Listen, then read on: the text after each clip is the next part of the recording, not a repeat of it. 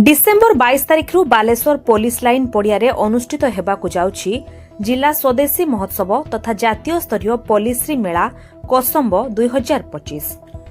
पॉलिश्री मेला कोसंब मेला ओरमास व जिला प्रशासन बालेश्वर को द्वारा ग्रामीण उत्पादक कलाकार स्वयं सहायक गोष्ठी उत्पादक गोष्ठी मानकु तांकर उत्पाद सार्वजनीन प्रदर्शनी माध्यम बजारकरण करबा पई एक मंच प्रदान करबा उद्देश्य रे आरंभ होइथिबा एक अनन्य पदक्षेप। एही पदक्षेप द्वारा ग्रामीण उत्पादक माने सहर उपभोक्तांक रुचि व पसंद विषय रे जानि पारंती, जहा तांको उत्पादर गुणमान आकृति व पैकेजिंग उन्नत करिबारे सहायक हुए।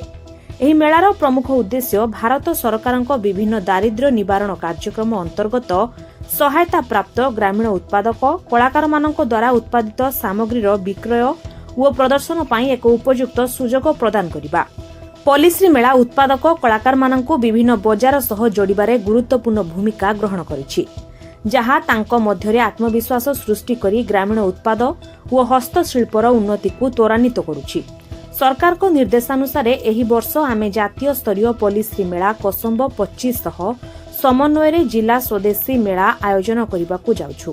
जातीय स्तरीय पॉलिश्री मेला कोसंब 25 सह जिला स्वदेशी मेला आयोजनर उद्देश्य देशी और स्थानीय उत्पादित सामग्री को प्रोत्साहन देबा, एसएचजी कलाकार व ग्रामीण उद्योगी मानकु बजारकरण पाई एक मंच प्रदान करिबा, भोकाल फॉर लोकाल भावना को उत्साहित करिबा, जीविका सुजोग वृद्धि करिबा एवं विशाल जातीय स्तरीय प्रदर्शनी माध्यम स्वदेशी और पॉलिश्री उत्पाद संपर्क में साधारण जनता मध्य सचेतनता सृष्टि करने लक्ष्य नहीं अनुष्ठित कार्य पई जिलापाल सम्मिलनी कक्षठारे एक सांबादिक सम्मिलनी जरिया जिलापाल श्री सूर्यवंशी मयूर विकास मत व्यक्त करिसेंती।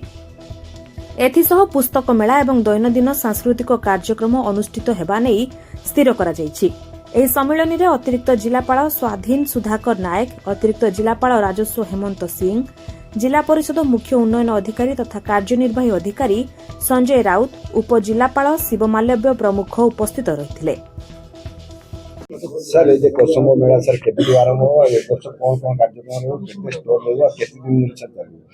आमर जो नेशनल लेवल पॉलिश्री मेला अर्थात कोसम ता संगे संगे आत्मनिर्भर भारत स्वदेशी मेला बालेश्वर रे पुलिस ग्राउंड रे होबो from 22nd of December 28th पर्यंत सेटा प्रोग्राम रहिबो। ता भितरे पाकापाकी 350 स्टॉल्स रहउचंती, 310 स्टॉल डेडिकेटेडली फॉर जो हमरो एसएचजी ग्रुप और यांकर जो प्रोडक्ट अछि सब हैंडीक्राफ्ट लो नै कि बाकी सब प्रोडक्ट यांकर डिस्प्ले मध्ये होबो।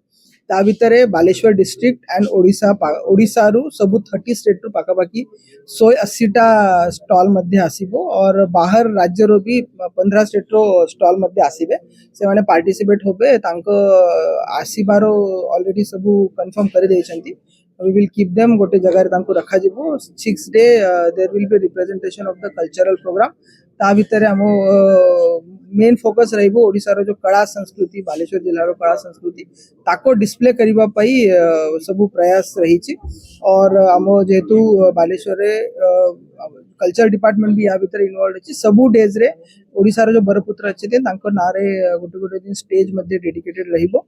और ये थरे बालेश्वर रे हमें गोटे small kind of book fair भैया जिनसे भी हमें प्लान करू जोठी लोक माने आसीबे कि लिटरेचर से माने देखि पारिबे पढ़ी पारिबे और परचेस मध्ये करि पारिबे। हमें समस्त को अनुरोध मध्य करिछु कि जो किछि लोक पुराना बुक थिबो जो डोनेट करिवा पई चाहउथिबे से भी से डोनेट करि पारंती। तो जो डोनेट बुक हो बालेश्वर डिफरेंट लाइब्रेरी को सेटा हमें देई पारिबो।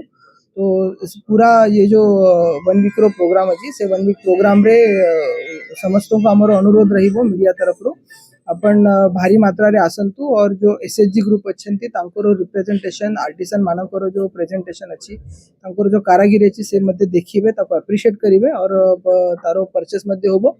और ये थरे राज्य सरकारंकर जो हमको इंस्ट्रक्शन अच्छी स्वदेशी भारत जो लोकल जो प्रोडक्ट गुड़ा अच्छी ताको भी डिस्प्ले मध्य रहिबो सो दैट जो लोक जो आसीबे से माने जानिबे कि के भड़िया बालेश्वर डिस्ट्रिक्ट रे आकाबाकी डिस्ट्रिक्ट रे जो प्रोडक्ट अच्छी एंटरप्रेन्योरशिप प्रोडक्ट अच्छी सेटा मध्ये से डिस्प्ले।